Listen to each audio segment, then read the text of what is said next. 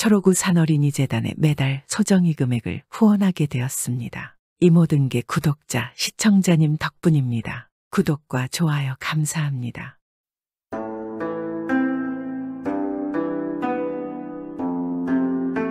옛날 옛적 아주 먼 옛날에 몹시 마음이 착하고 인정이 많은 황씨라는 사람이 있었습니다.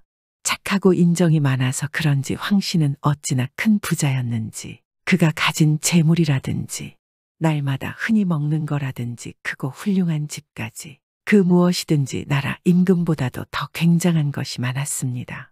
그렇게 큰 부자인 황씨는 성실하고 착한 사람들이 어려움에 처하면 기꺼이 곳간을 열어서 도왔습니다. 또한 나라의 기근이나 폭우에 먹을 것이 부족해지면 그때도 기꺼이 재물을 내놓았습니다. 이런 황씨가 하루는 마을 근처에 있는 묘양산에 올랐습니다. 그리고 산세를 보며 산보를 하고 있었는데 어떤 한 스님이 나무 아래에 앉아서 한숨을 쉬고 있었습니다. 황씨는 스님에게 무슨 연유가 있을 것이라 생각하고 가서 물어보았습니다. 스님 먼 발치에서 보는데 무슨 걱정이 있어 보여서 왔습니다.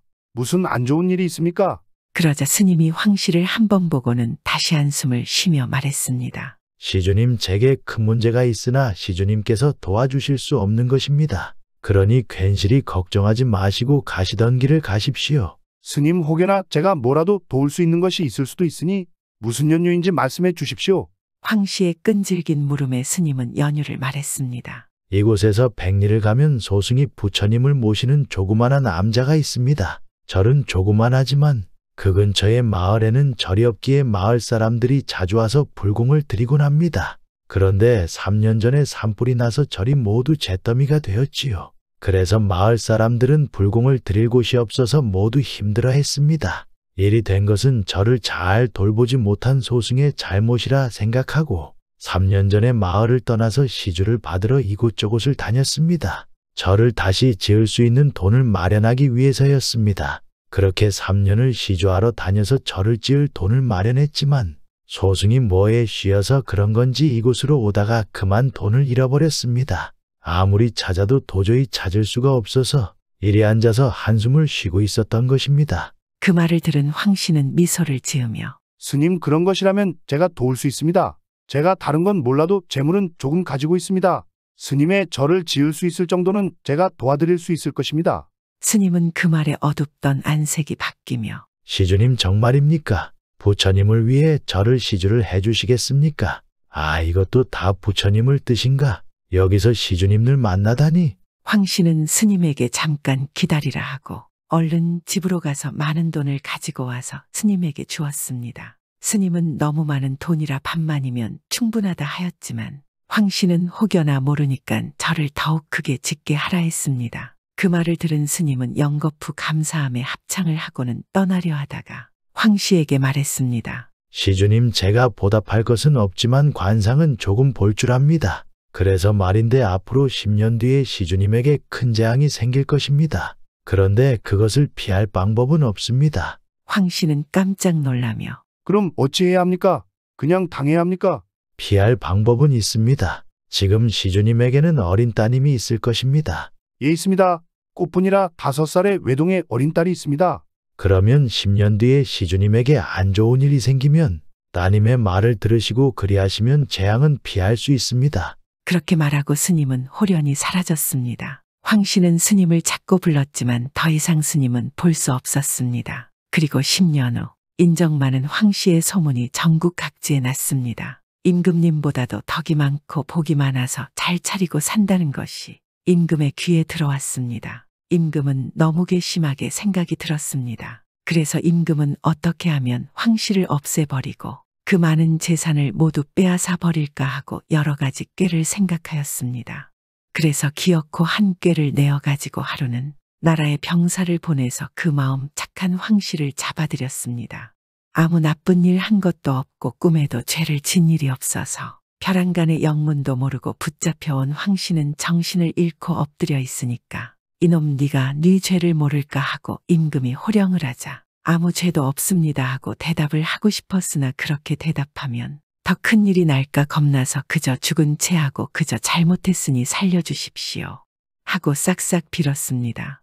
그러니까 임금은 들은 채 만체하고 이 죽일 놈 살릴 놈 하고 야단야단하더니 이놈 내 놈의 집에는 수많은 물건들이 있어 이 세상에 없는 것이 없다고 하니 내가 가져오라는 선물 한 가지를 가져와야지. 너의 목숨을 살려줄 것이야. 그렇지 못하면 너의 목을 벨 것이야. 황 씨는 선물 한 가지만 가져오면 살려준다는 말에 다행스럽게 생각해서 예, 무엇이든지 그저 가져오라시는 대로 가져올 터이니 살려만 주십시오. 그러면 오늘부터 사흘 안으로 낮도 밤도 아닌 때 옷이 아닌 옷을 입고 말이 아닌 말을 타고 선물 아닌 선물을 가지고 오너라. 만일 사흘 안으로 그대로 시행하지 못하면 내 목을 베리라. 이런 일은 사람이 아니고 귀신이라도 하지 못할 일이라 이제는 죽었구나. 황 씨는 얼굴이 파래져서 악을 쓰는 소리로 차라리 그러지 말고 나를 지금 당장 그냥 죽여주십시오 하고 소리쳤습니다. 그러나 그때는 벌써 임금은 궐 안으로 들어가 버리고 거기 있지 아니하였습니다. 황 씨는 그만 다 죽은 사람처럼 혼절하여 그 자리에 쓰러진 것을 여러 사람들이 간신히 메어다가 자기 집에다 뉘어놓았습니다. 이대로 사흘만 지나면 황 씨의 목이 베어지겠으니 그 집안에는 초상난 것처럼 곡성이 진동하고 또 그 소문을 듣는 사람들마다 임금을 욕했습니다. 낮도 밤도 아닌 때가 어디 있으며 옷이 아닌 옷은 어디 있고 말 아닌 말이 뭐고 선물 아닌 선물은 어디 있단 말이요. 옥황상제더러 가져오라면 가져올 듯 싶단 말이요. 그렇게 죽이고 싶거든. 차라리 그냥 죽여버리는 것이 옳지 뭐 하는 짓이야. 하고들 모두 안 될 일이라 생각하고 황 씨가 죽게 된 것을 슬퍼하였습니다. 집안 사람들은 울며 불며 난리 난 집 같은데 황 씨는 이틀 지난 뒤에 그냥 들어가서 목을 베어달라 하기로 결심하고 음식도 먹지 않고 죽은 듯이 누워있을 뿐이었습니다. 그날이 지나고 그 이튿날이 또 지나고 다음 날 아침 때였습니다. 이제 이날만 지나면 황 씨는 죽게 되는 것이었습니다. 그런데 그날 아침에 황 씨의 외동딸아이가 자기 방에서 튀어나와서 아버님 방으로 뛰어가더니 아버님, 제가 이틀 동안 그 생각을 하다가 이제 좋은 꾀를 생각하였사오니 아버지께서는 이제 염려 마시고 일어나셔서 기운을 차리십시오. 하고 웃으며 나섰습니다.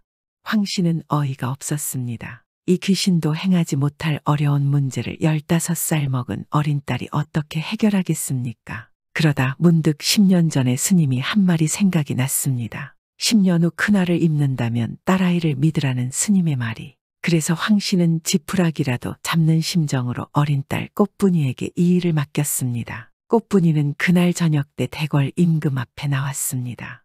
임금님, 아버님 대신에 소녀가 온 것을 용서하신다면 제가 가지고 온 것을 드리겠습니다. 임금은 황 씨 대신 어린 딸이 온 것을 보고는 신기하며 용서하마. 제일 첫째, 너는 낮도 밤도 아닌 때 온 것이냐?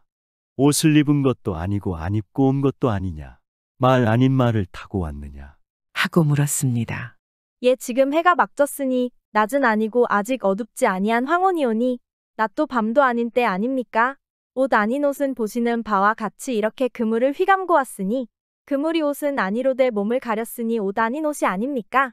또 그 다음엔 저기 제가 타고 온 것을 보십시오. 당나귀를 타고 왔으니 말은 아니로되 역시 말의 한 종류니 말 아닌 말이 아니고 무엇이겠습니까? 허허, 그거 참 신통하게 생각했구나. 그래, 이젠 정작 선물 아닌 선물을 가지고 왔느냐? 선물 아닌 선물. 임금님 생각에는 다른 것은 다 잘했어도 선물 아닌 선물이야 이 세상에 있을 리가 없으니까 그것은 못 가져왔으리라 생각하였습니다. 예, 가져왔습니다. 여기 있습니다. 하고 임금님의 앞으로 바짝 나서서 무언지 소나기에 쥔 것을 임금님 손에 꼭 쥐어주면서 자, 꼭 받으셔요. 자, 이젠 분명히 받으신 게 확실합니다. 임금은 무언지 조그만 것을 손속에 받아들고 속으로 이것이 무엇일꼬 하면서 분명히 받긴 받았다. 그러나 선물 아닌 선물인지 보아야 알지 하면서 그 손에 받아든 것을 펴보았습니다. 손을 펴니까 손 속에 있던 것이 벼랑간에 후루룩 하늘로 날아 달아났습니다. 깜짝 놀라 쳐다보니 조그마한 새끼 새였습니다. 임금이 하도 어이가 없어 입을 벌리고 이게 어디 선물이냐 하였습니다. 그러자 꽃분이는 생글생글 웃으면서 그러게 선물 아닌 선물이지요. 갖다 드렸으니 선물은 선물이요. 달아나고 말았으니 선물이 아닌즉 그것이 선물 아닌 선물이 아니고 무엇입니까? 그렇지 않습니까? 제 아버지는 살려주실 터이지요. 하하참 그거 신통하구나. 살려주고 말고. 너같이 신통한 아이의 아버지를 안 살려주고 배기겠느냐. 참 신통하구나 하면서 임금은 오히려 마음이 기뻐서 좋아하였습니다. 그래서 임금은 황 씨를 곧거래 예의를 갖추어 부르고 자기가 잘못하였노라 사과를 했습니다. 그리고 황 씨의 딸과 자기의 아들 왕자를 혼인시켰습니다. 그 이후 인정많은 황 씨는 재물뿐만 아니라 임금의 사돈이 되고 왕자의 장인이 되어서 저 세상에 갈 때까지 행복하게 잘 살았습니다.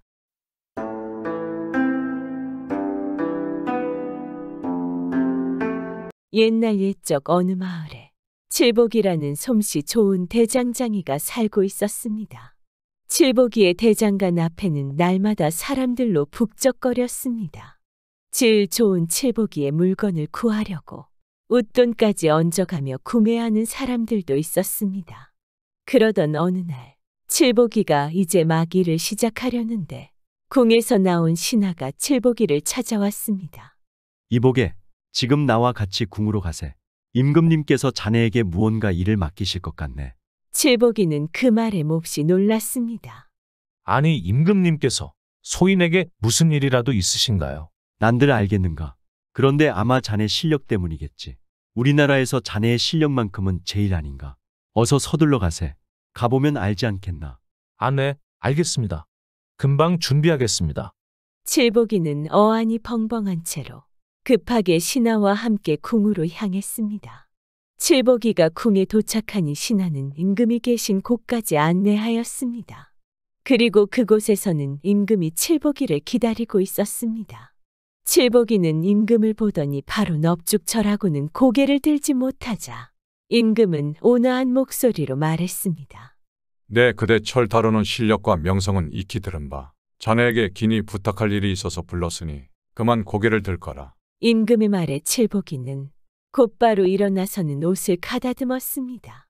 그러자 임금은 신하에게 조용히 속삭였고 곧이어 포졸들이 각자 이상한 모양의 쇠뭉치를 들고 와서는 임금의 발밑에 놓았습니다.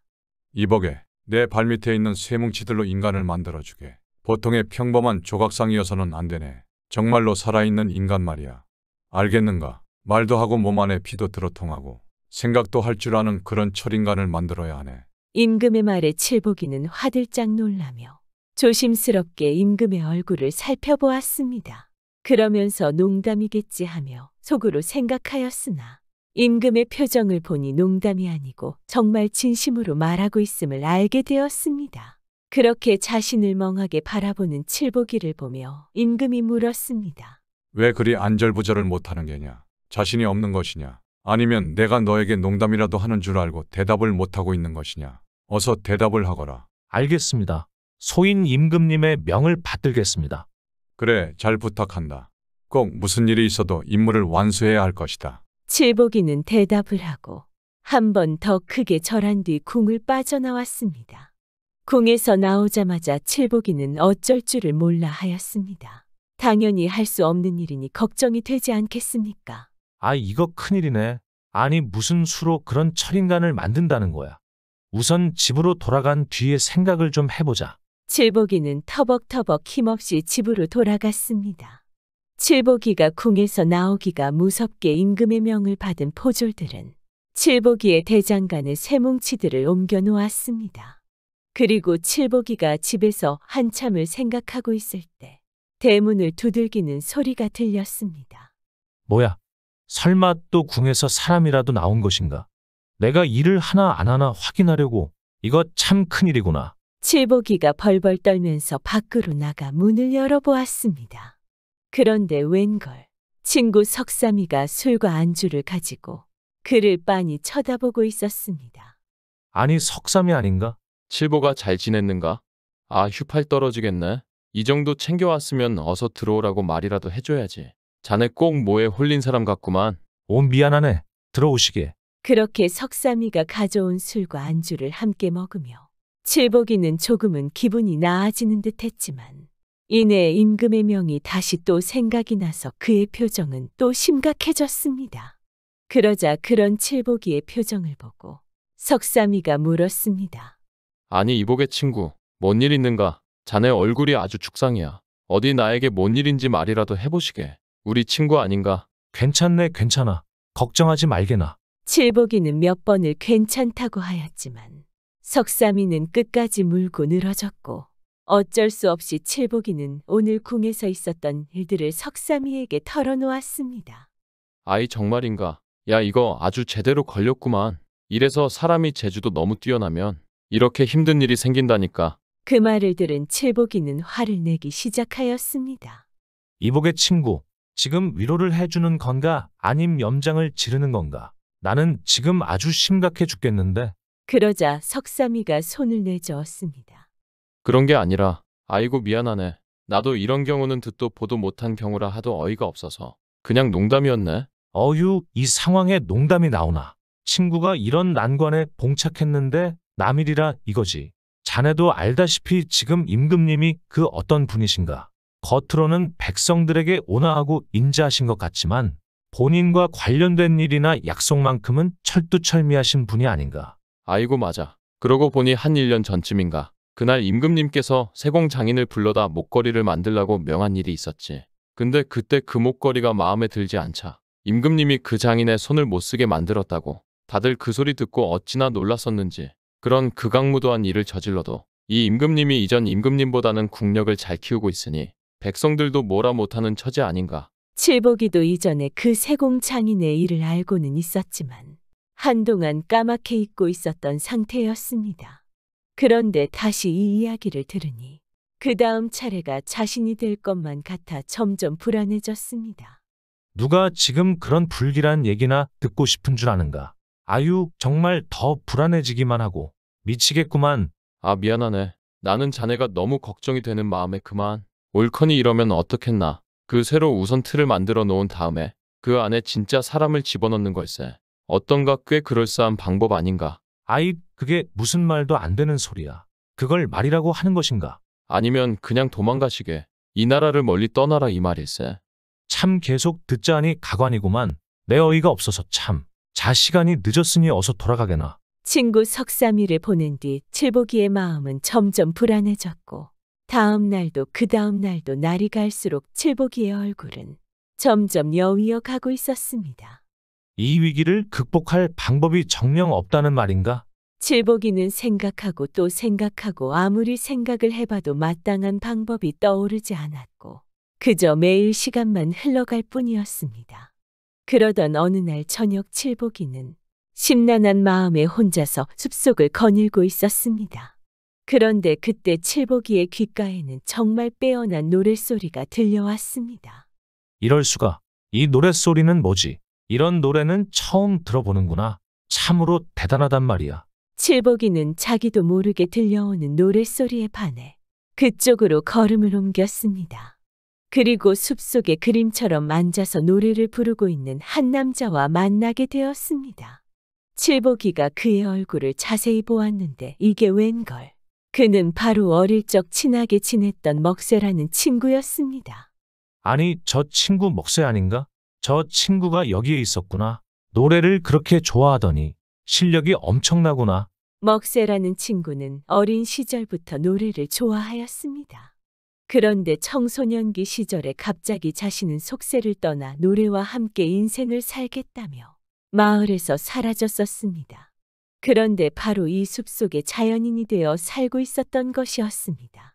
칠복이가 먹새를 멍하니 바라보며 그의 노래를 듣고 있었는데 한참 노래에 집중하던 먹새와 눈이 딱 마주치고 말았습니다. 먹새는 노래를 멈추고 칠복이를 가만히 바라보다가 그를 알아보았는지 반가운 표정으로 일어나 말했습니다. 아니 이게 누군가? 자네 칠복이 아닌가? 이게 얼마만이야? 어서 오게 어서 와. 나의 숲속에 잘 왔네. 이리 와서 앉게나.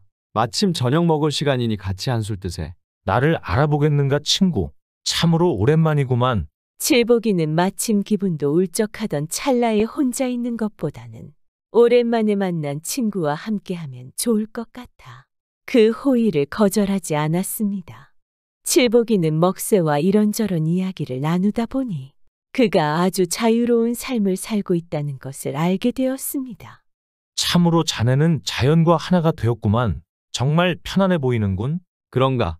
내가 노래를 하다 보니 말이야.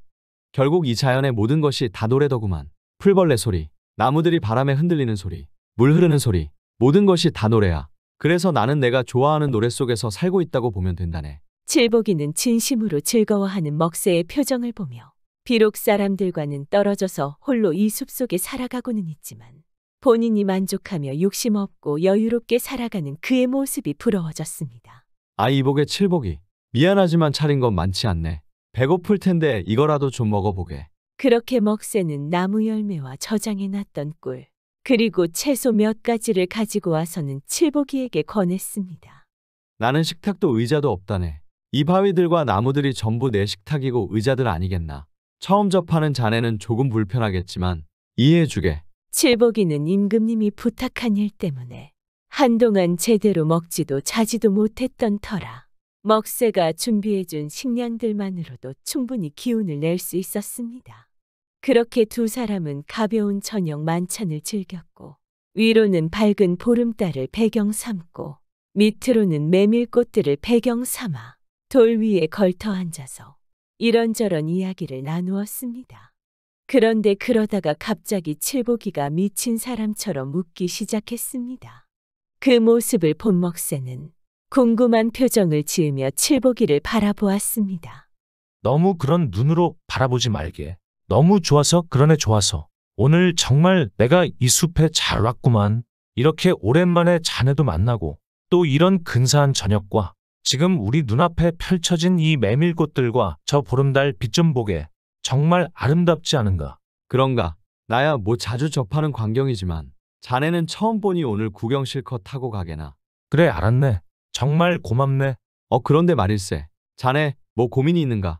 웃고는 있는데 어째 얼굴에는 수심이 가득하더구만. 보였는가? 자네 아주 귀신 같구만. 그래 내가 방금까지 실컷 웃어댔던 이유에 대해서 말해주겠네. 듣고 나면 너무 어이가 없어서 자네도 꽤나 웃게 될 걸세. 그렇게 칠복이는 친구 먹새에게 지금 자신이 처한 상황을 이야기하였습니다. 칠복이의 예상과는 다르게 먹새는 진지하게 칠복이의 이야기를 경청하였습니다. 그러자 그런 먹새를 보며 칠복이는 궁금해하며 말했습니다. 아이 자네 지금 내가 처한 상황이 우습지 않은가? 칠복이의 말에 석삼이는 고개를 저었습니다. 우습다니 그럴 리가. 그건 말도 안 되는 일이지 않은가. 그런 말도 안 되는 일을 어찌 해결한단 말인가. 그러게 말일세. 나도 정말 이해가 가질 않아 고민인 거네. 이보게, 그게 말도 안 되는 일이니 그럼 해결하지 않으면 되겠구만. 그게 무슨 소리인가? 그럼 나는 아마 영영 손을 못 쓰게 될지도 모른다 이 말이야. 임금님이 어떤 사람인지 모르는가? 아 자네는 모르겠구만. 임금님이 어떤 사람인지는 내 알 바 아니지만 그런 말도 안 되는 요구에 말이 되는 방법을 만들어낼 수 없는 것 아니겠는가? 맞불을 놔야지. 내가 들어보니 그리 어려운 일도 아닌 듯 싶네. 우선 임금님께 가서 특별히 만들어진 숯과 물만 저에게 주신다면 어김없이 임금님이 분부하신 대로 그 철인간을 만들어 보겠습니다. 하고 말하게. 특별히 만들어진 숯과 물이라. 이게 무슨 소리인가? 그렇네. 임금님에게 모든 신하들의 머리카락을 다 밀어버린 뒤에 그 머리카락들을 태워 만든 숯과 모든 신하들의 눈물을 모아 들통백통을 채워 재료를 마련해 달라고 요구하게나. 그 재료들이 준비가 안 되면 철인간을 만들 때 불을 조절하기 힘들고 좋은 작품이 나오지 못합니다라고 말하세. 이 말을 들은 칠복이는 먹새의 말이 잘 이해가 되지 않았습니다. 하지만 먹새가 말해준 방법 외에는 지금 상황에선 달리 방법이 없어 보였습니다. 고맙네. 자네 말대로 한번 해보겠네. 어차피 뭐라도 해야 되지 않겠나? 그래 잘 될 걸세. 너무 걱정하지 말게. 고맙네 고마워 친구. 칠복이는 먹새에게 몹시 고마워하며 더 시간을 함께 보낸 뒤에 작별을 하고 숲속을 빠져나왔습니다. 그렇게 집으로 돌아온 칠복이는 다음 날 아침 마음을 단단히 먹고 궁으로 향했습니다. 그리고 궁에 도착한 칠복이는 지난번 만났던 신하에게 자초지종을 설명하고는 임금님을 뵐 것을 청했습니다. 그렇게 임금님 앞에 다시 칠복이는 엎드려 절을 하였습니다. 어쩐 일로 왔느냐? 벌써 다 만든 것이냐? 임금이 언짢은 듯 묻자 칠복이가 대답했습니다. 임금님, 워낙 특별한 것을 만드는지라 재료도 특별한 것이 더 필요합니다. 특별한 것이 무엇이냐? 무슨 재료가 필요한가? 말을 해보거라. 모든 신하들의 머리카락을 민 뒤에 그 머리카락들을 태워 만든 숯과 모든 신하들의 눈물을 모아 들통 100통을 채워서 저에게 보내주시기 바랍니다. 뭐라고 그게 무슨 소리냐? 그 재료들이 준비가 되지 않으면 철인간을 만들 때 불을 조절하기가 힘들어집니다. 그러니 반드시 필요합니다. 칠보기의 말을 잠자코 듣던 임금은 옆에 있던 신하를 불러 칠보기가 말한 대로 준비를 하라 일렀습니다. 그리고 신하들은 서둘러 임금의 명을 받들었습니다. 잠시 후 궁에는 경악스러운 광경이 펼쳐졌습니다. 모든 신하가 임금의 명에 따라서 머리카락을 밀게 되는 것이었습니다. 이 나라에서 그래도 내로라 하는 수백의 신하들이 한데 모여 머리카락을 미는 그 모습은 눈물 없이는 볼 수 없는 광경이었습니다. 머리카락을 미는 신하들도 그리고 그것을 보며 자신의 차례를 기다리는 신하들도 모두 자신들의 그 처참한 상황에 눈물을 흘렸습니다. 그런데 더 경악스러운 것은 그 슬픈 상황에서도 흘리고 있는 눈물을 모아야 한다는 것이었습니다. 충성심 높은 신하들은 너무나 슬펐지만 임금의 명을 충실히 이행하였습니다. 하지만 칠보기의 요구는 처음부터 불가능한 일이었습니다. 신하들이 아무리 슬픔에 눈물을 흘려서 그 눈물을 한 방울도 허투루 흘려보내지 않고 다 모아도 다 해봐야 2국자 정도밖에 차지 않았습니다. 들통 한 통도 채우질 못했습니다.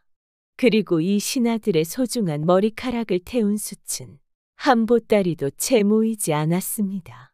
일이 이렇게 되자 임금님은 칠보기를 불러 말했습니다. 내 이놈, 너는 이미 이 일이 불가능한 일이란 것을 알고 내게 이런 부탁을 한 것이냐? 감히 네가 나한테. 임금의 차가운 말에 칠보기는 눈을 질끈 감고 말했습니다. 네, 맞습니다. 임금님께서는 한나라의 어버이시며 우리 백성들에게는 태양과도 같은 분이십니다. 그런 임금님의 명은 하늘의 명과 같습니다. 하지만 아무리 그렇더라도 임금님의 명령은 그 어떤 대장장이가 오더라도 해낼 수 없는 일이옵니다. 아무리 임금님이라도 지금처럼 불가능한 일이 있지 않으십니까? 죄송하지만 저는 그 명을 이행할 수 없습니다. 부디 임금님께서는 불가능한 명을 거둬주시고 저에게 자비를 베풀어 주시오. 제가 본업으로 돌아가 제 일에 정진할 수 있도록 해주시옵소서. 그렇게만 해주신다면 저는 임금님을 영원히 떠받들며 칭송할 것이고 이 나라를 위해서 열심히 철기구를 만들 것입니다. 칠보기의 말에 임금은 호탕하게 웃으며 대답했습니다. 그래.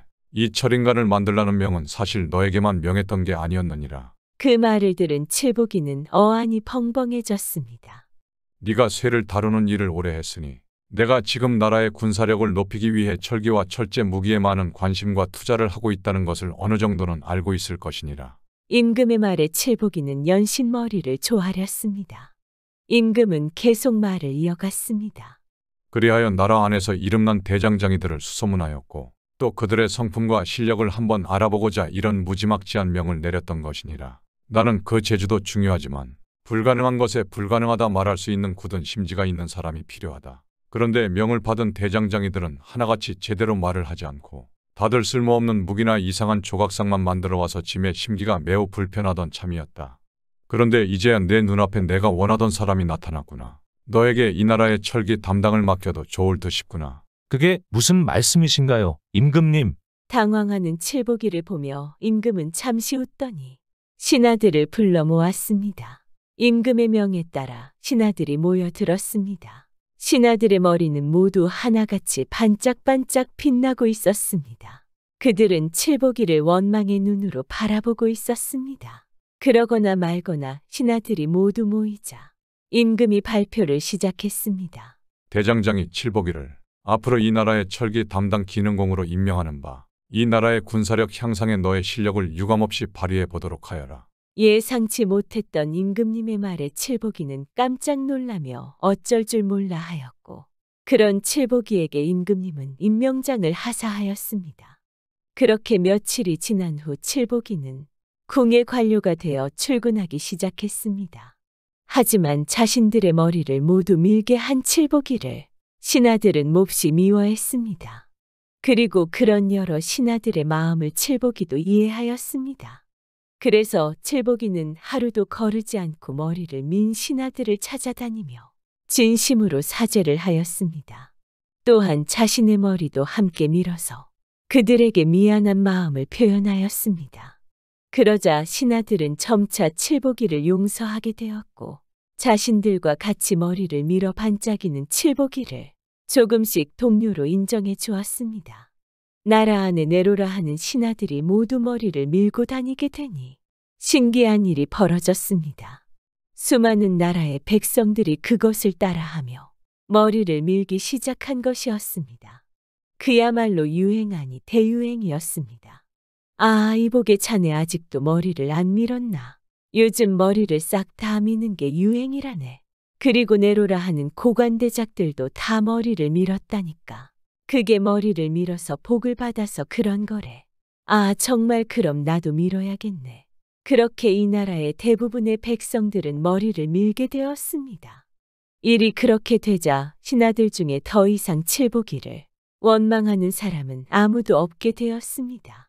한편 칠복이는 자신에게 묘책을 알려준 친구 먹새에게 너무나 고마워하며 평생을 은인으로 삼았고 먹새는 그 후에도 계속해서 자연 속에서 노래하며 즐겁게 살았습니다. 칠복이는 워낙 대장장이로서의 재주도 뛰어났던지라 그가 국가의 철기를 담당하게 되자 나라의 힘은 더더욱 부강해졌습니다. 또한 예쁜 아내 꽃분이를 만나 결혼하여 오래오래 재밌게 살았습니다.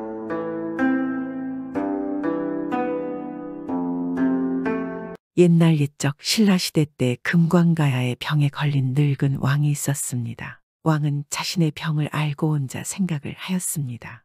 내 병이 중에 죽을 때까지 누워만 있을 것 같구나. 안 되겠다. 내 후대를 맡겨야 한다. 왕은 주변의 가장 충신 돌쇠에게 말했습니다. 돌쇠는 왕이 가장 총애하는 능력 있는 신하였습니다. 그는 평생 충성을 바쳐서 한결같은 마음으로 왕을 보필해 왔습니다. 돌쇠가 침대 옆으로 다가오자 왕이 말했습니다.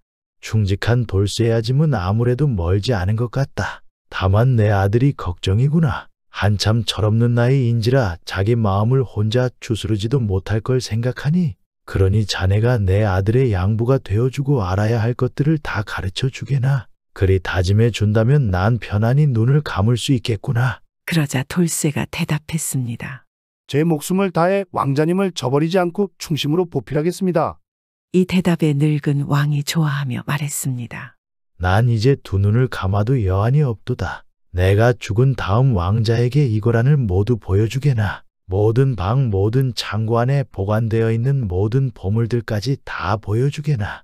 허나 긴 복도의 끝에 있는 마지막 방만은 절대로 보여주지 말게. 거기엔 서쪽 나라의 공주 그림이 있으니 절대로 보여주지 말아라. 만약 왕자가 그림을 보게 되면 첫눈에 반해서 스스로를 크나큰 위험 속에 빠뜨리고 말 것이기 때문이야. 그러니 자네가 무슨 일이 있더라도 왕자가 방을 못 보게 하게나. 알겠습니다.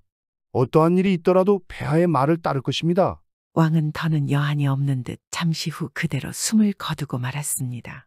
돌쇠는 늙은 왕의 장례를 치르고 왕에게 했던 다짐들을 뒤를 이은 새로운 왕에게도 하였습니다. 이전 왕께 충심을 다했듯이 전하께도 제 목숨을 다해서라도 충성을 다할 것을 다짐드리옵니다. 그리하여 이전 왕의 애도 기간이 끝나자 돌쇠가 새 왕에게 말했습니다. 선왕 전하의 유산을 보실 시간입니다. 제가 전하께 아버님의 궁전을 보여드리겠사옵니다. 그래서 돌쇠는 왕을 데리고 궁전을 위아래 할 것 없이 구석구석 모든 곳을 다 보여주었습니다. 그리고 금은 보아들이며 화려한 방들이며 다 빠짐없이 보여주었습니다. 다만 위험한 그림이 걸려 있다는 방만은 절대 열지 않았습니다. 그림은 문을 열면 바로 보이는 곳에 걸려 있었는데 어찌나 기가 막힐 정도로 잘 그렸던지 그림이 마치 살아 숨 쉬는 듯하여서 정말 매력적이고 아름다운 공주의 모습을 잘 담고 있었습니다. 돌쇠가 매번 이 방문 앞을 보여주지 않고 그냥 지나쳐 가자 새 왕이 말했습니다. 그대는 왜 이 방을 열지 않은 것인가? 거기엔 전하를 위험에 빠뜨릴 수 있는 것이 있습니다. 하지만 왕은 방을 너무나 보고 싶었습니다. 그리고 세월이 흘러 모든 것을 다 지겹도록 본 왕은 말했습니다. 궁전은 다 봤다. 너무 많이 봐서 지겨울 정도야. 이제 이 방 안에 뭐가 들었는지도 봐야겠다. 그러더니 왕은 문으로 가서 힘으로 문을 부수려고 했습니다. 그러자 돌쇠가 왕을 뒤에서 붙들며 말했습니다. 선왕께 제가 이 방 안에 있는 것을 전하께 절대로 보여주지 않겠다고 제 목숨을 걸고 약속했습니다. 이러시면 전하나 저에게 큰 불행이 찾아올 것입니다. 아니, 내가 이 방에 못 들어가도 불행할 게 뻔하다. 내 눈으로 안을 보기 전까지는 밤이고 낮이고 애타할 것이니 자네가 이 방문을 열기 전까지 난 이 자리에서 한 발자국도 꿈쩍하지 않을 것이야. 어쩔 수 없다고 판단한 충신 돌쇠가 많은 한숨을 쉬며 무거운 마음으로 열쇠 뭉치에서 방문 열쇠를 찾았습니다. 그리고 돌쇠는 문을 열고서 먼저 들어갔습니다. 돌쇠는 그림을 왕이 미리 보지 못하게 감추려 했기 때문입니다. 하지만 그게 뭔 소용이 있겠습니까? 왕의 의지는 확고했습니다. 왕은 돌쇠의 어깨 너머로 그걸 보고 말았는데 서쪽 나라 공주의 초성화를 본 왕은 그림 속 공주의 아름다움에 놀란 나머지 기절을 해서 바닥에 쓰러지고 말았습니다. 돌쇠는 왕을 들어서 침대로 옮기며 슬픈 생각을 하였습니다. 불행이 우리를 덮치겠구나. 앞으로 어찌 될 것인가? 다행히 왕이 의식을 다시 차렸습니다. 그런데 의식을 차린 왕의 첫 마디가 이러하였습니다. 아름다운 초상화다. 초상화의 주인공은 도대체 누구인가? 서쪽 나라 공주의 초상화입니다. 돌쇠야, 첫눈에 반해버렸어. 내 모든 걸 바쳐서라도 나는 그녀를 얻어야겠다. 자네는 둘도 없는 내 충신이지 않은가? 나를 도와주게. 충신 돌쇠는 오랜 고민에 빠졌습니다. 다른 나라의 공주를 데리고 오는 일은 쉬운 일이 아니었기 때문입니다. 마침내 돌쇠가 한 가지 방법을 고안해냈습니다. 공주의 관심사는 온통 황금으로 채워져 있다. 들었사옵니다. 그래서 공주의 물건들 의자며 접시며 잔이며 그릇이며 가구 용품들이 죄다 금이라 하옵니다. 전하께서 가지신 황금으로 우리나라의 금세공 기술자들에게 맡기시오. 온갖 그릇과 부엌 세간 등 이색적인 것들, 공주가 좋아할 만한 것들을 만들게 하시고 완성품들을 가지고 저와 함께 서쪽 나라로 떠나보시지요. 왕은 즉시 말대로 금광가야 내의 모든 금세공 기술자들을 모이라고 지시하였습니다. 그들이 도착하자 왕은 그들에게 밤낮으로 일을 시켰습니다. 그리고 결국 휘황찬란한 금 가공품들이 즐비하게 준비되었습니다. 이것들을 배 한 척에 모두 실은 돌쇠는 상인 복장으로 변신하고 왕도 눈에 띄지 않게 상인 복장을 입게 하였습니다. 그리고 그들은 배를 타고 바다를 건너 서쪽 나라 공주님이 살고 있는 도시에 다다를 수 있었습니다. 배가 거의 도착을 하자 돌쇠가 말했습니다. 전하께서는 배에 머무르시오. 저를 기다려 주십시오. 혹시 제가 공주님을 데리고 올 수 있으니 전하께서는 모든 금그릇들을 가지런히 배에 진열해 놓으시고 나머지 금 장식품들로 배를 꾸며 놓아주십시오. 그런 다음 돌쇠는 온갖 종류의 금 가공품들을 천에 담고 해안가로 가서 왕궁으로 나아갔습니다. 왕궁에 들어가서 보니 소녀가 우물가 옆에 앉아 두 손으로 금 양동이를 들고 물을 뜨고 있었습니다. 그 소녀가 찰랑이는 물을 다 뜨고 돌아서려는데 낯선 사람이 앞에 보이자 누구세요? 하고 물었습니다. 지나가는 상인이옵니다. 동쪽 나라에서 왔지요. 돌쇠는 천연덕스럽게 대답했습니다. 그런 다음 자신의 천을 펼쳐서 소녀가 볼 수 있게 하였습니다. 그러자 소녀는 어머나 정말 예쁜 금 장식품들이네요. 라고 외치더니 물 양동이를 한쪽 편에 내려놓고는 금세공품들을 하나하나 찬찬히 들여다보기 시작했습니다. 저희 공주님께 보여드리고 싶습니다. 이런 금 장식품들을 엄청 좋아라 하시거든요. 아마 이것들 다 사겠다고 하실 거예요. 소녀는 돌쇠를 어디론가로 데려갔습니다. 소녀가 바로 서쪽 나라 공주의 시녀였던 것입니다. 돌쇠가 가져온 물건을 보여주자 공주는 무척 기분이 좋아서 말했습니다. 너무 예뻐요. 제가 이거 다 사겠습니다. 하지만 돌쇠는 고개를 저었습니다. 전 그저 부자 상인의 미천한 종에 지나지 않습니다. 제 주인님께서는 밖에 선박에 계신데 이것보다 더 진귀한 금세공품들을 많이 가지고 계시지요. 제가 장담하건대 이제껏 금으로 만들어진 것들 중에 가장 값지고 아름다운 물건들일 것입니다. 그것들도 모두 가지고 와주세요. 제가 사드리지요. 하지만 돌쇠는 고개를 저었습니다. 배에 실려있는 금세공품들이 너무도 크고 많은 양이라서 그걸 옮기자니 수일이 걸려도 모자랄 정도이며 그걸 다 보여주려면 아무리 방이 커도 모자랄 지경입니다. 그러자 호기심에 들뜬 공주의 입에서 마침내 이런 말이 나왔습니다. 그럼 저를 배로 안내해 주세요. 제가 거기로 가서 당신 주인이 가지고 있다는 보물들을 직접 보도록 할게요. 좋습니다. 공주님 잘 생각하셨습니다. 절 따라오시죠. 돌쇠는 무척 기뻐서 즉시 공주를 배로 안내하였습니다.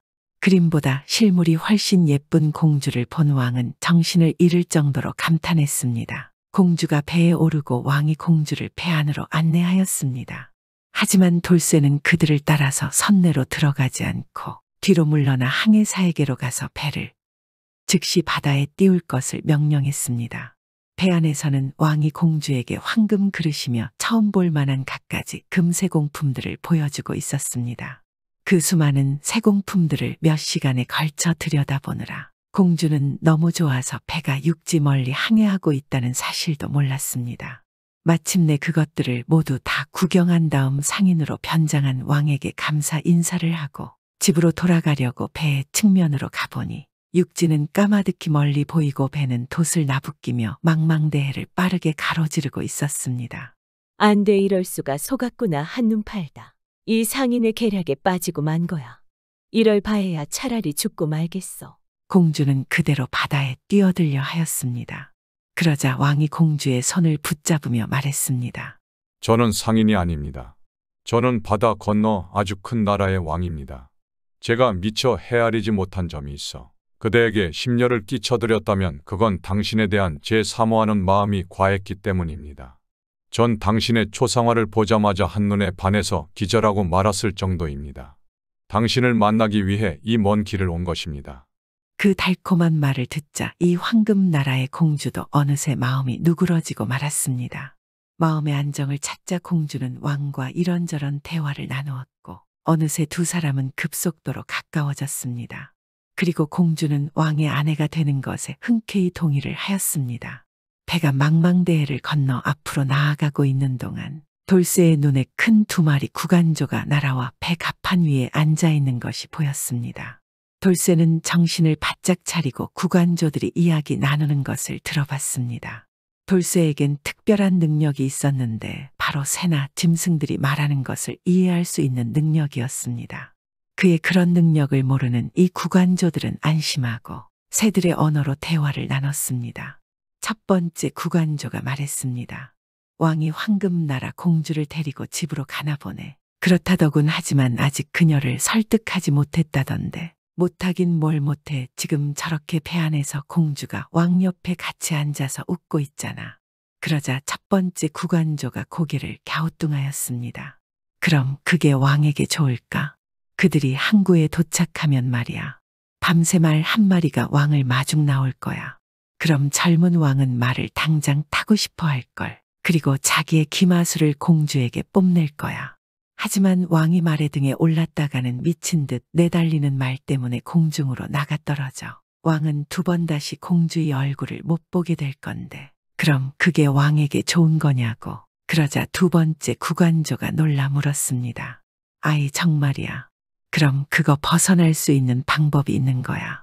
당연하지. 누군가가 대신 재빨리 말에 탄 다음에 말을 검으로 찔러 죽이면 젊은 왕의 목숨을 구할 수 있지. 하지만 누가 그러겠어. 게다가 이 사실을 왕에게 말하는 사람은 누구든 온몸이 돌로 변하고 말 거야. 그러자 두 번째 구간조가 말했습니다. 그런 거라면 나도 하나 알고 있어. 말이 죽더라도 말이야. 젊은 왕은 공주와 혼연하지 못하게 될 거야. 일행이 성에 도착하면 큰 접시 위에 금과 은으로 짠 것 같아 보이는 아주 화려한 결혼식 의상이 놓여 있을 텐데 하지만 의상은 왕이 걸치면 아주 뜨겁게 불타버리지. 그걸 모르고 젊은 왕이 옷을 걸쳤다가는 몸이 즉시 활활 불타버리고 말 거야. 그러자 첫 번째 구간조가 물었습니다. 아니 빠져나올 방도가 전혀 없는 거야. 만약 장갑을 낀 누군가가 옷을 잡아 불에 던져 태워버리면 젊은 왕을 구할 수는 있지. 하지만 누가 그러겠어. 게다가 만에 하나 이 사실을 왕에게 고자질하는 자가 있으면 그 자의 온몸이 돌로 변하고 말 텐데. 그러자 첫 번째 구간조가 말했습니다. 그런 거라면 나도 하나 알고 있어. 만약 결혼식 의상이 불태워진다 해도 젊은 왕은 공주와 혼인하지 못할 거야. 혼인식을 하면서 연애가 시작되고 새 왕비가 춤을 추게 되며 춤을 추다 말고 갑자기 창백해져서 죽은 듯이 쓰러지고 말 거야. 이때 만약 누군가가 그녀의 목덜미를 빨아서 피 세 방울을 뱉어내지 않으면 새 왕비는 아마 그대로 죽고 말 거야. 왕도 슬픔에 빠져서 결국 죽게 되겠지. 하지만 누가 왕비에게 그럴 수 있겠어. 게다가 이 얘기를 발설하는 자는 온몸이 돌로 변하고 말 텐데. 이 구관조들은 이와 같은 말을 주고받고 나더니 앞쪽으로 날아갔습니다. 이게 무슨 말도 안 되는 일인가? 어찌 이리 큰 시련을 주시는 건가? 그 대화를 모두 이해한 돌쇠는 고심에 빠졌습니다. 왜냐하면 자신이 들은 것을 감추자니 왕이 불행해질 것이고 그렇다고 왕에게 이 사실을 알리자니 자신의 몸이 모두 돌로 변할 것이기 때문입니다. 하지만 결국 충신이었던 돌쇠는 그래도 주군을 구해야 한다. 비록 그것이 내 스스로를 파멸에 이르게 할지라도 하고 결심을 하였습니다. 그리하여 그들 일행이 해안가에 다다랐을 때 구관조들이 예언했던 일들이 일어나고 말았습니다. 매우 훌륭해 보이는 밤색 말이 그들 앞으로 튀어온 것입니다. 그 말을 본 왕은 공주에게 보여주려 하는 마음이 커서 왕이 말을 잡아타려고 하였습니다. 그러자 돌쇠가 한 발 앞서 나아가더니 재빨리 말 등에 타서는 검을 꺼내서 말을 죽여버렸습니다. 그 모습을 본 다른 신하들이 어이없어 하였습니다. 아니 전하께서 타고 가시려던 명말을 저렇게 죽이다니 어찌 저리 무리할 수가. 하지만 왕은 고개를 저으며 말했습니다. 잠자코들 있거라 그를 내버려 두거라. 그는 내 둘도 없는 충성스러운 신하돌쇠다. 괜히 그러진 않았을 게야.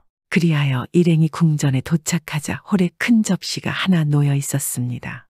그 안에는 마치 금과 은으로 빚어 만든 것 같은 빛가번쩍한 결혼식 의상이 놓여 있었습니다. 왕이 그곳에 나아가 옷을 집어들려는 찰나에 돌쇠가 왕을 밀치더니 장갑 낀 손으로 옷을 집어다가 황급히 불에다 던져버렸습니다. 다시 한번 다른 신하들이 수군거리기 시작했습니다. 왕에게 저게 무슨 무리한 짓인가 하니 왕께서는 어찌 참고만 계신단 말이야. 전하 감히 전하의 결혼식 의상을 불태우다니요. 저자가 미쳤나 봅니다. 하지만 젊은 왕은 말했습니다. 아니다. 그는 쉽게 그럴 사람이 아니야. 뭔가 연유가 있을 것이다. 그를 내버려 두거라. 그는 내 둘도 없는 충성스러운 신하 돌쇠다. 왕은 신하들을 진정시키고 다른 옷으로 결혼식을 진행하였습니다. 결혼식을 엄숙히 올리고 나서 연회가 시작되어 왕도 새왕비도 춤을 추기 시작했습니다. 그때 돌쇠는 구관조의 말을 기억하고 주의 깊게 왕비의 얼굴을 살피고 있었습니다. 그리고 갑자기 새왕비의 얼굴이 창백하게 변하더니 마치 죽은 것처럼 바닥에 픽 쓰러졌습니다.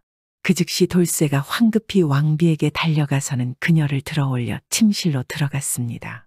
그리고 침대에 잘 눕힌 채 무릎을 꿇고 왕비의 목덜미를 빨아서 피 3방울을 내뱉었습니다. 그 즉시 왕비가 숨을 다시 쉬며 살아났습니다. 하지만 이것을 본 왕으로서는 그토록 충신이던 돌쇠가 왜 그러는지 도무지 이해할 수가 없었습니다. 더 이상 참을 수 없었던 왕은 화가 나서 소리쳤습니다. 어찌 이리 무례하단 말인가. 저자를 당장 지하 감옥에 가두어라. 다음 날 아침 충신 돌쇠는 왕을 모욕한 죄로 사형을 선고받고 형벌장으로 끌려왔습니다.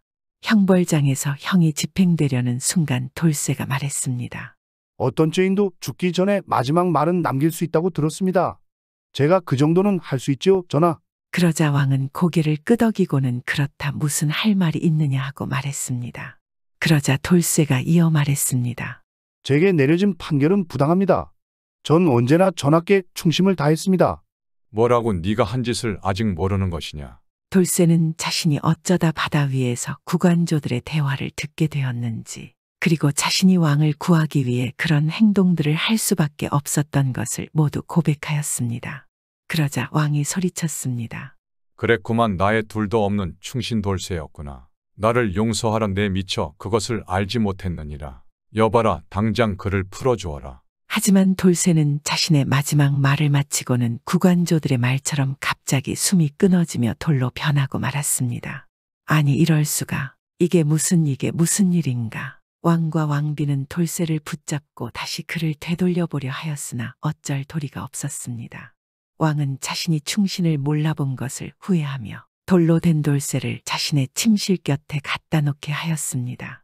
그리고 신하들을 대할 때 이 돌쇠를 생각하고 신하들을 함부로 하지 않았습니다. 그리고 선왕보다 더 성군이 되어 백성들을 잘 다스렸습니다. 요즘에도 우리 주변에 이런 돌쇠 같은 충신이 있다면 하시는 일들이 더욱 잘 되지 않겠습니까?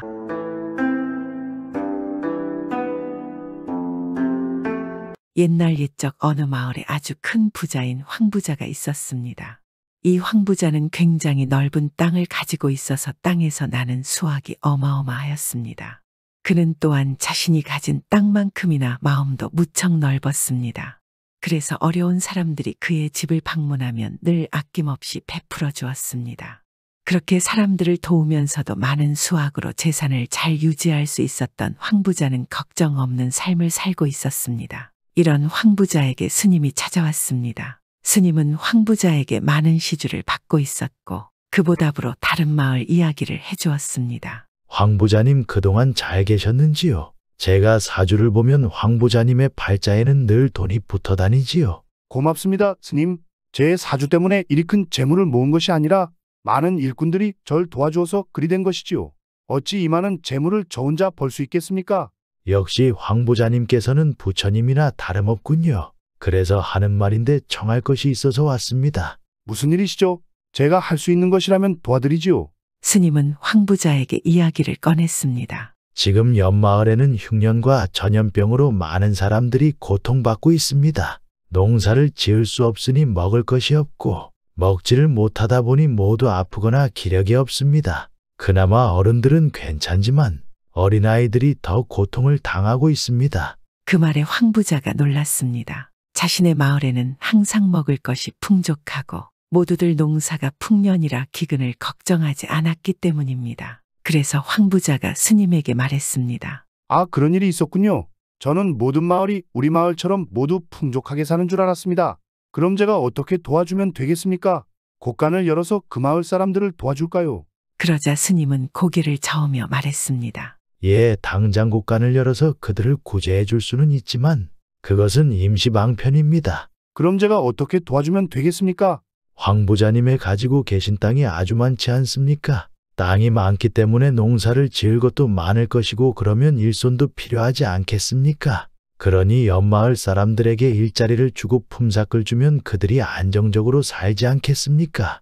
그 말을 들은 황부자는 고개를 끄덕이며 하인을 불러 말했습니다. 일꾼들을 더 데리고 올 테니 농사를 짓는 것을 돕게 하라고 말입니다. 그러자 하인이 말했습니다. 지금 일꾼들도 남아 돌아서 보통 농사 짓는 품도 많이 든다고 말입니다. 그러나 황부자는 개의치 말고 일꾼들을 더 쓰라 말하고 옆마을 장정들을 고용했습니다. 그리고 세월이 흘러 이런 착한 황부자에게도 큰일이 난 것입니다. 어느 날 갑자기 이 황부자의 땅에 폭풍우가 몰려왔습니다.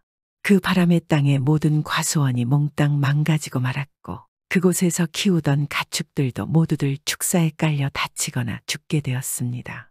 엎친 데 덮친 격으로 전염병까지 퍼졌기 때문입니다. 그가 키우고 있던 돼지나 소나 말들도 모두들 죽게 되었습니다.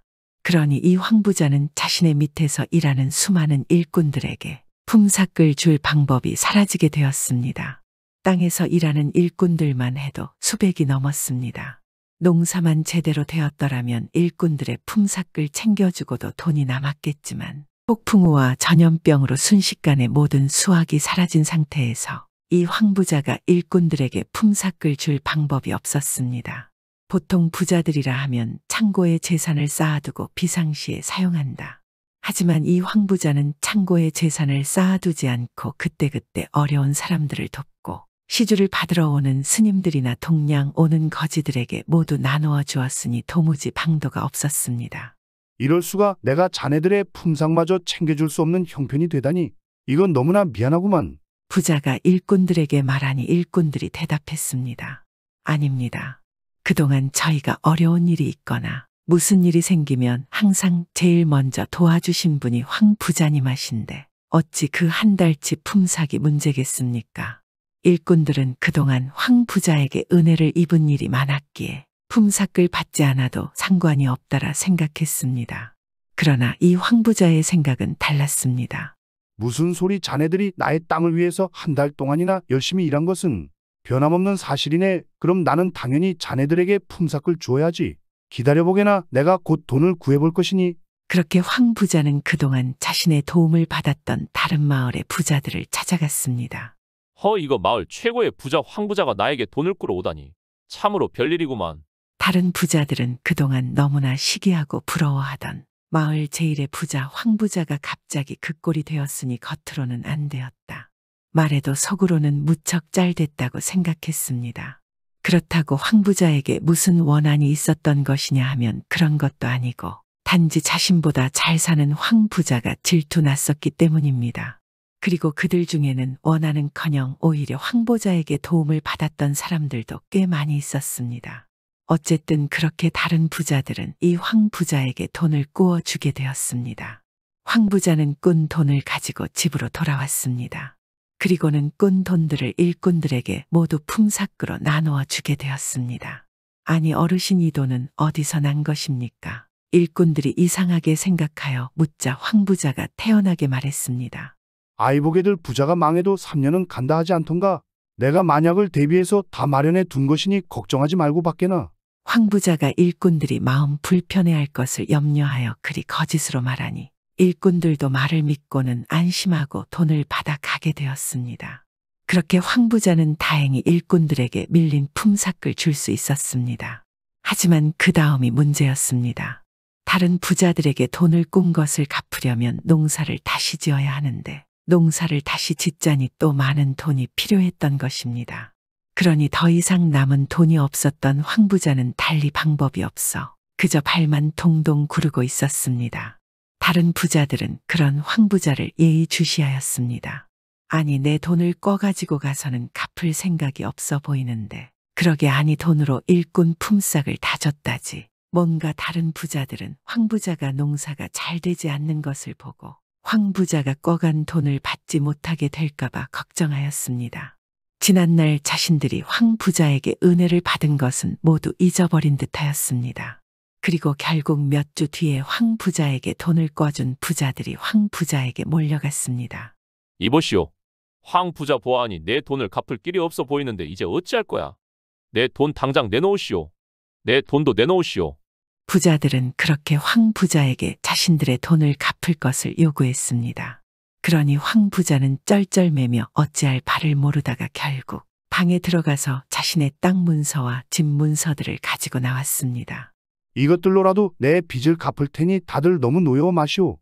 그렇게 황 부자는 자신에게 돈을 꿔준 부자들에게 집 문서와 땅 문서를 모두 나누어 주었습니다. 그러니 부자들은 문서를 가지고 가서는 황 부자의 땅과 집을 전부 차압해버렸습니다. 이럴 수가 어찌 한순간에 내가 일이 될 수 있단 말인가? 이제 남은 것은 조상님들이 계시는 선산뿐이구나. 황 부자는 그렇게 한숨을 쉬고는 자신에게 유일하게 남은 조상님들의 묘가 있는 선산으로 갔습니다. 내가 비록 일이 되었지만 그래도 나로 인해 피해를 본 이가 없게 되었으니 그나마 참으로 다행이구나. 황 부자는 조상님들의 무덤 앞에서 그래도 좋은 생각이라도 해보려고 다행인 점들을 열심히 생각하기 시작했습니다. 그러다가 황 부자는 생각했습니다. 언제까지 이렇게 살 수는 없지. 내가 비록 전에는 큰 부자였으나 이제는 이 선산 하나 남은 빈털터리가 되었다. 그러니 이제 그만 인정하고 분수에 맞게 살아야 할 것이다. 당장 선산 밑에 딸린 작은 땅을 일구어서 농사를 시작해야겠구나. 황 부자는 그동안 큰 땅을 관리하느라 거들떠보지도 않던 선산 밑에 딸린 조그마한 땅으로 내려가는 길이었습니다. 그런데 그때 스님이 지나가다 황 부자를 보더니 말했습니다.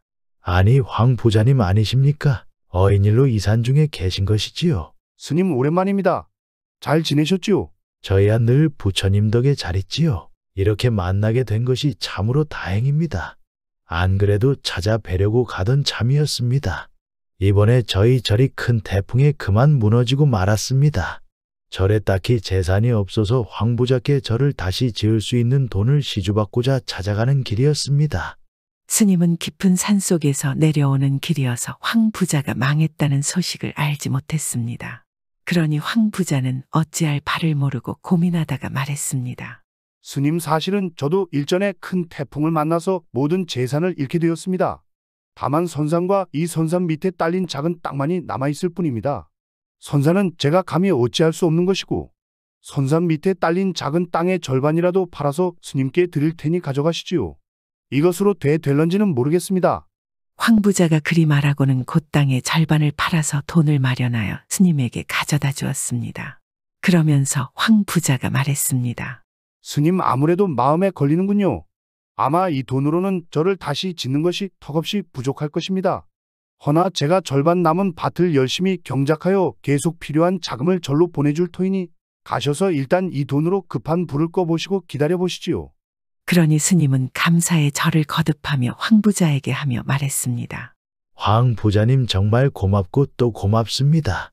황 부자께서 쌓으신 당신의 공덕은 반드시 곧 당신에게 돌아갈 것입니다.